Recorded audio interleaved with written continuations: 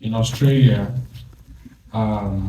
there was a father and son combo that got out on the streets with guns and they were shooting people.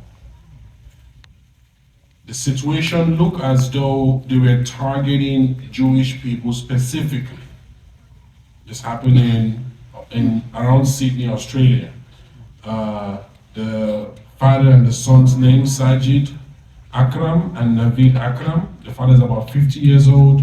The son is in his 20s, something like that. They killed a lot of people. They killed a lot of people. And we want to say as Muslims that we strongly do not support such behavior. Islam does not support behaviors like that.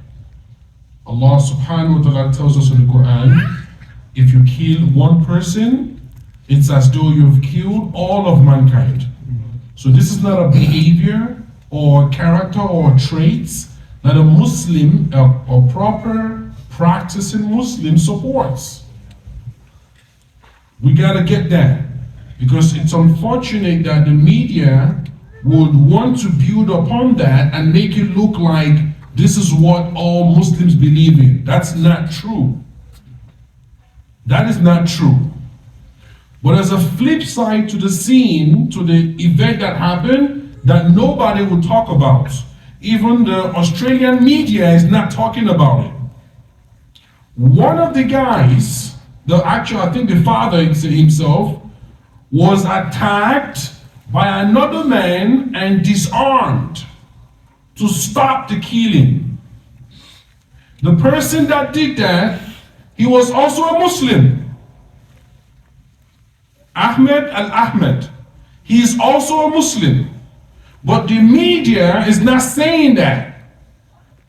They're only projecting the parts that the two people that went out on a rampage and start shooting, that they're Muslims. But they're not saying that the guy that intervened and stopped the killing, he's also a Muslim. You see the one-sidedness, media broadcasting or media information that they're putting out there. They're not going to tell you that a Muslim put himself in a line of fire, in danger, to stop people from being killed, to stop Jews from being killed. This is what we're up against. We disown and denounce such behavior of killing innocent people. But why are they not also saying that it was a Muslim guy that intervened to stop the killing? The Quran also tells us, whoever saves a soul, فَكَأَنَّمَا أَحْيَا النَّاسَ جَمِيعًا. It's as though they've saved all of the souls on earth. Killing one person is as though you've killed all of mankind unjustly. The same way, saving a soul is as though you've saved all of mankind. We have to bring this to the forefront and say it.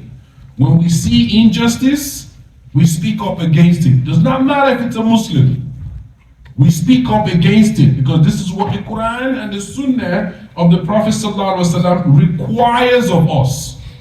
But when we also see a fellow Muslim that does the right thing, we should also celebrate them. We should also celebrate them. You and I are ambassadors of Islam. The things that we do would be used as a representation of Islam. You and I really have to be careful and be mindful of our actions and inactions, of our statement, our movement, and the things that we do, the things that we say, the places that we go, or the things that we engage in.